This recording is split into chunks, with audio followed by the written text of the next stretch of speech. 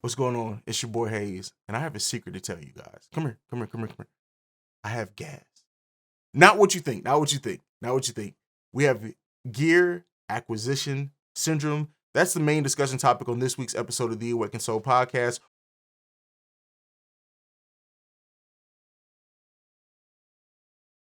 All right, so we're in the main discussion topic this week, and this is a topic that is really like near and dear to my heart. Um, because I talk about my equipment all the time. I talk about um how much money has gone into my studio, uh my cameras, all that shit. And it's something that, as creatives, I think we fall in this, and not everyone, because some creatives are literally they buy their initial set of gear and they will ride that out into something breaks or doesn't work anymore, right? So but gear acquisition syndrome, especially in the creative culture, is something that, you know, is real. Gear acquisition syndrome is something that's very, very real because how often do you have, and the people, and this isn't to throw anyone under the bus, right? Because I'm going to mention myself in this as well. I think some of the podcasters that come to mind when I think of gear acquisition syndrome, me, Dan on Drugs, Flaw 700. And again, I'm not saying that to throw anybody under the bus. That's why I made sure I said my name first, because I think I'm worse than either one of those two. But when you're in this creative space, you start, when you initially get into this fun thing or whatever, and you're doing it, and then it's like, oh, but that's a better mic.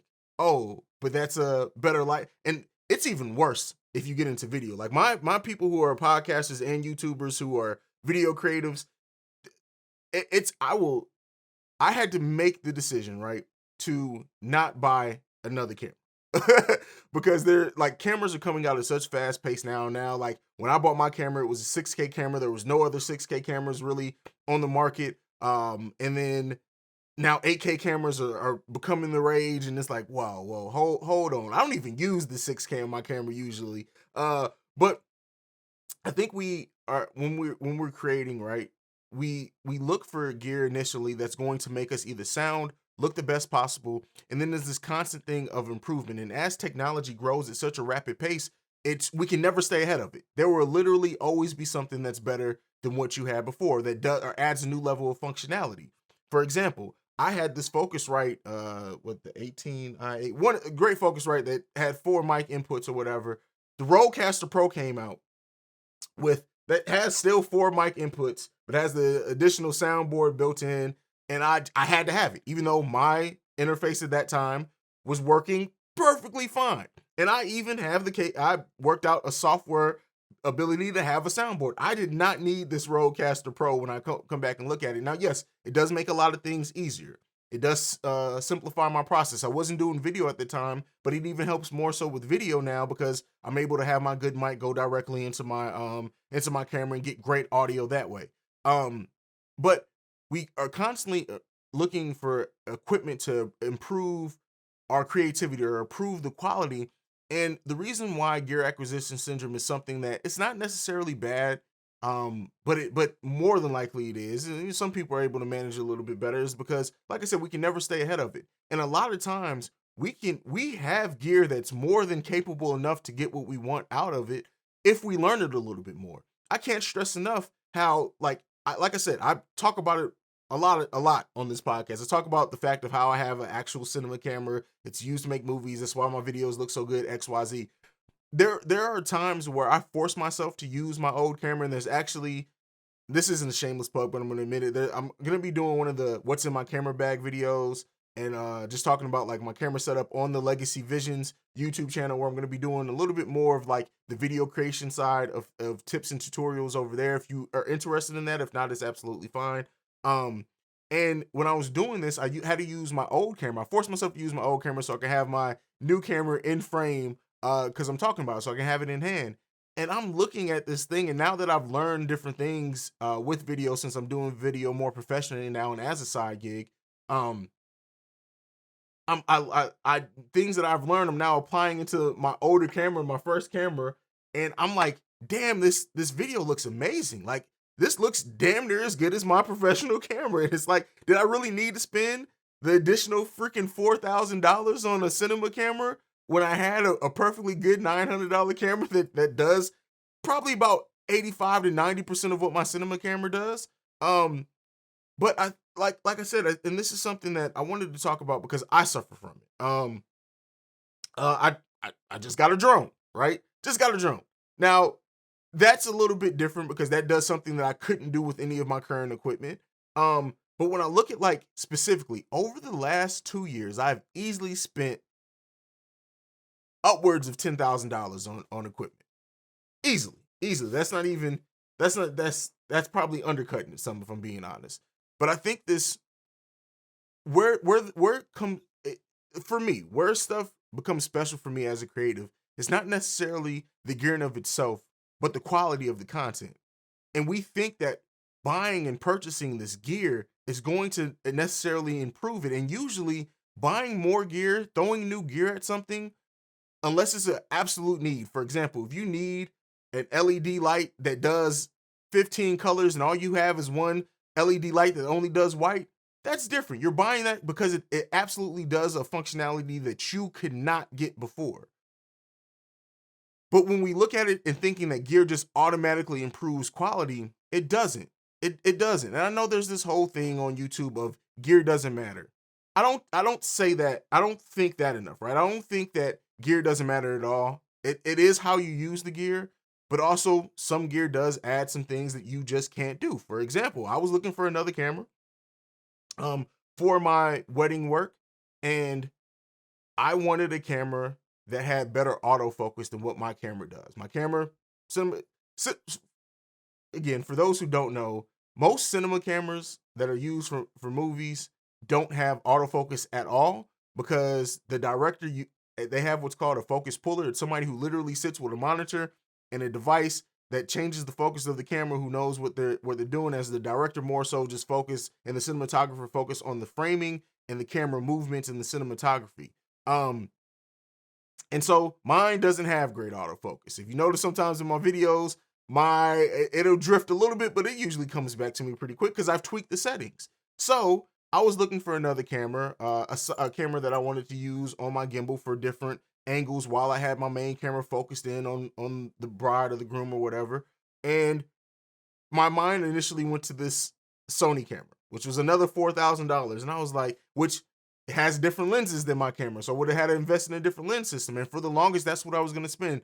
Finally, I had to make the decision to no, I'm just going to get another camera that's very similar to my cinema camera that's made by my used Lumix cameras. That is another Lumix camera that has the same mount. I can use the same lenses. They're interchangeable, but I'm going to make myself learn how to better use the focusing with that. So whether so that's something I did. But to bring it back to podcasting specifically, I think with podcasting, there's this idea that it's always the hunt for the next great mic. I did it. The mic that you see in my videos that I use now, the EVRE320 is the name of the mic that I use. Great mic, great mic. For the longest, I was using a Behringer XM8500. Also a great mic. I use that for the majority of the time that this podcast has been around. That's the podcast I listen to. So if you go back and listen to episodes older than a year and a half, most of those episodes were done on this Behringer mic that was $25 and sounds amazing. At the time, I didn't learn how to EQ. I didn't learn equalization settings. I didn't learn some of the filter settings to get the best out of that mic, but it still sounded great. Now I spent another $200 on this microphone. And so but I don't have to EQ it as much. I don't have to, it sounds amazing. But I could have easily gotten very close to this sound quality, if not equal to the sound quality, but just learning the mic that I had at the time different. Now, since I've taken now time out to learn EQ, if for some reason this mic goes out, I'm not buying another one of these. I'm gonna go back to that old mic and make that motherfucker sound amazing. And so when we look at like gear being automatically what's going to change or make our product better, I think that's where the syndrome and that's where the negativity comes out in. Because for most of podcast content listeners or content consumers in general, whether it be visual, whether it be audio, it's the content that comes first. If you have your content locked down, if you have a great way of delivering, if you are entertaining, if you've picked a topic that you're passionate about and they feel that and your audience feels connected to you, yeah, that doesn't mean that won't excuse giving them sucky sound quality or sucky quality content. But if your quality is good enough and your content is amazing and draws them in, I guarantee you there's very rare a podcast listener is thinking, huh, they should go buy this $500 mic. People just like podcast consumers, content consumers don't care. They don't think about that unless they're another content consumer. And this is where I say that we get into this echo chamber as creatives, where we are only talking to other creators and we start thinking that it's about, because so many conversations, what camera do you use? What monitor do you use? What mic are you using? What interface are you using? That we think that and then we're also like, hey, did you know that the Rode's coming out with the Rodecaster Pro 2? And all this type of stuff. And we start, like I said, thinking that that upgrade is going to be something that we need because we're talking to just other podcasters, where the people who can consume our content are absolutely fine with the quality of what you do. A lot of the money that I have spent, and I try to make this about me. Now, the majority of that has been to build this studio in my basement, which I think is a necessity to have the studio in my basement. I just do, for what I do, and a lot of different things, and having more guests in the studio soon now that more people are getting vaccinated. But when I look at, like, for example, I bought this Adamus recorder, right, and that does do a lot for my business side of video and my filmmaking side of video. That is a tool that I feel was needed. Now, had I done more research, I would have jumped into that first, because I have 3 other monitors around here that combined are probably more than the price of the Adamus, but because I didn't do enough research, I bought the first one, I bought it, I needed an external monitor, and I'm new to this. I didn't take the time out to research. And I think the things are, first, if we're gonna look at like actionable items coming from this topic, first, rather than new gear, look at how you can learn your gear. Look if there's anything, or ask yourself, are you getting the best possible quality out of what you currently own? And sometimes that may mean learning something that you haven't taken the time out to learn. Like I said, EQing, microphones and voices and audio can get you so far with almost whatever mic that you have, rather than buying a new one. So that's the first actionable item. Ask yourself, are you truly getting the best out of the gear that you currently have?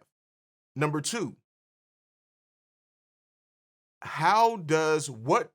what functionality, how much easier is the gear that you're purchasing making your job? If it's cutting out a lot of time, and time is money, if it's cutting out a lot of time for you, if it's streamlining your process to the point where you've been spending so much time on this that it's taken away from you being able to create, all right, then maybe that's probably a good purchase, because that allows you to focus back on creating even more so. And then number 3, are you doing it because of the perception of just because it's something new, so you can have the latest and greatest? Or are you truly doing it because it fills a gap in what you need, right? If you ask yourself those questions, if you look at those 3 things, and 2 out of 3 or 1 out of 3, just depending on it, then chances are, okay, then that piece of gear is worth the investment. And I can't stress enough too, like, one of the worst things that fall into a lot of creatives when it comes to gear acquisition syndrome is how much more do you have to create, or how many hours or episodes for you that you have to put out to eat that cost of that new gear. And for some people, you can't answer that, because a lot of us creatives aren't making money off creating. Now, luckily, I am a creative that does make money off his podcast. My YouTube isn't nearly monetized yet, but I am a content creator for other brands. I do weddings, I do film, so I do make money off these things. So a lot of, even if it's not necessarily my content, the content that I create does have a monetary value to my life. So it balances out sometimes with the gear that I buy. Sometimes I have to eat the cost. Sometimes I can say, all right, once I do these 2 weddings, I can go buy this new piece of gear. That's what I did with the camera. I had a wedding. I know I needed a second B camera. And I was like, all right, after I do this wedding, that's going to cover the cost of not only my time, but this new piece of gear that I need to use. But if you're a content creator that's not yet making money, don't always think that you need to go to the mics that the Shure SM7Bs, the EVRE 20s or 320s like I use. Don't think you need to do that. And for video, this is the thing that I can't stress enough. And this is where I think, for me, the video component is so much more expensive than just the audio component of podcasting. So this isn't to shun my podcasters only, but as people are doing more video, you will find video is way more expensive than podcasting because the cost of the camera body is, even if you want a decent camera, professional camera. Now, and we'll talk. I have another thing that I want to talk about with video here that we'll end on. But if you want to invest in professional video equipment, you have to look at the camera body. You have to look at the lens. Lenses sometimes are almost as expensive as the camera themselves. You have to look at storage because a lot of these cameras, if you get into like a 6K camera with mine, the SD or QHD cards that you use are so fucking astronomical. It can be ridiculous. So if you're not making money off your creation, don't keep investing in something that's not investing back into you. And by that I mean you keep spending money on gear, but there's no money coming in from the gear that you're spending money on. So what sense does it make to buy, in my example, like people ask me what camera I use, what sense does it make for somebody who's not doing this professionally, not making money off creating, to go and jump right into a $4,000 camera? I would never suggest that to anyone. And like I said, that counts to the camera is just the camera. You can't even film with just the camera. The camera, my main camera and lens setup is $6,500. That's how much everything costs. That's it. And that's not even counting, like I said, the SD cards and storage and media and everything else that goes into needing to just run a video operation. So if you're not making money off this, keep your investment as low as possible while maintaining the quality that you need and want. Like I said, there is a great mic that you can get for $25 that is going to sound amazing. It's XLR. Now you have to get an interface for that too. There are cheap interfaces. The Behringer Euphoria interfaces are some of the best affordable interfaces that you can get. You're up and running for about $75, $80 if you're an audio only podcast that you can get very professional sound out of, and you'll get studio quality sound. Secondly, the video aspect of it. If you want to get into this video thing, I can't stress enough, shout out to Socially Unacceptable, my little brothers over there, who they have dived heavily into video production. But the thing, and I don't think they'll mind people knowing this. Corey, if you're listening, my bad if I spilled some beans that you didn't want to spill. But they use iPhones for theirs, and their video looks fucking amazing. Amazing. The best camera that you have is the camera that you already own, especially when you're starting off. If you don't know how to edit video yet, you haven't gotten into color grading, you haven't gotten into any of that stuff, transitions, and you're learning it, the best place to start is on your phone. Most of the modern phones, if you've had a phone that's come out within the last 3 years, it can record in 4K. I don't think that there's a camera probably that released in the last 2 or 3 years that can't record in 4K. It doesn't have a 4K mode. And even then, that's another thing. We get caught up in these numbers, 4K, 8K. There's a fucking 12K camera out made by Black Magic that it's like a dream. Again, see gear acquisition syndrome. But most content consumption people are doing on their phones. Most people who watch YouTube on their phones are only watching in 720p, maybe 1080. So your phone is a good enough place to start. And by that, I mean, start recording that video on your phone. Even if it's just like I started off. I started with a webcam, not even my phone. I didn't even think to use my phone. And then record that video. With that, even if it's just snippets at first, learn to edit it. Take the time out to learn the process of video content creation, master that, and then think, okay, how would a professional camera, or it doesn't even have to be a professional, it can be a consumer level mirrorless camera. How can that streamline or help my process? You can live stream. A lot of the phones you can live stream too. And when I say use your phone, the back camera, not the front camera, the back cameras. You will be surprised how many creatives I have that have asked me about video And I said, well, hey, have you tried your phone? And they naturally go to using their front camera because they can see themselves. Instead of turning it around, the better cameras on your phone are always going to be on the back. Sorry, that's a little side tangent. I didn't mean to get on a high horse there. But start off with the gear that you already have. I've said it before that there is a podcaster who recorded a video that they actually use the mic from their phone as the mic for their podcast. Now they put it on Boomar, they get it as close to their mouth as possible, and it sounds amazing. So a lot of the time, and I know I used to be one of those people who frowned on using like phones and stuff because I thought the gear is what makes you, and this is a growth thing that I've had as well. To start with.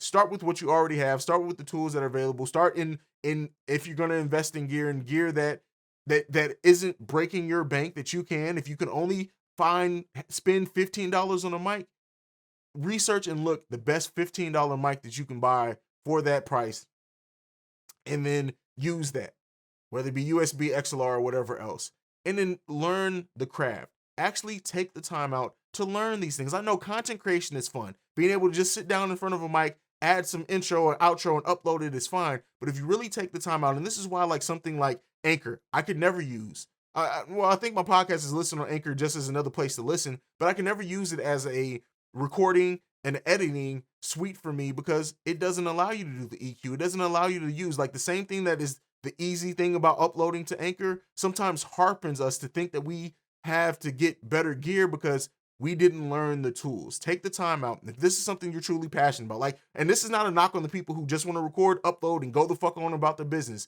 If that's you, more power to you.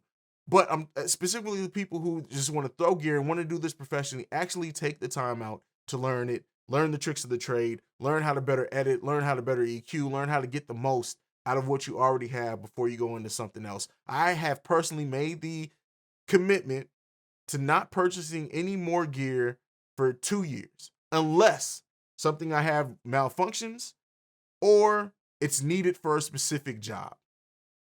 And that goes back to like the light thing, or if there's an overhead fixture, something that I need for that a client wants and is requesting and I don't own, then I'm going to provide that for the client. But as far as like cameras, as far as like new mics, whatever, unless something I have goes out or no longer functions, I'm making the choice to not invest in any more gear for the foreseeable future because I know there are things that I still can learn about audio editing. There's still things that I can learn about video editing. There's still things that I can learn about whatever. Whereas throwing new gear at it isn't going to help me if I don't take the time out to learn that thing, especially because, as you guys know, I'm doing this professionally. I want to continue to do it professionally. I want this to be my main source of income by the end of 2022. So that's the goals that I'm setting. And so that's where I am. Let me know, for the creatives that are listening, how's gear acquisition syndrome affected you? For the people who aren't necessarily creatives, right? That sometimes just as consumers, we feel like we have to stay on top of the latest and greatest, and it doesn't really help in the long run. It's not really adding very much to what we have to spend on it. And also for other creators with gear acquisition syndrome, make sure if you do feel something is a marketable upgrade for you or a noticeable upgrade for you, sell your old gear to kind of eat some of that price. I have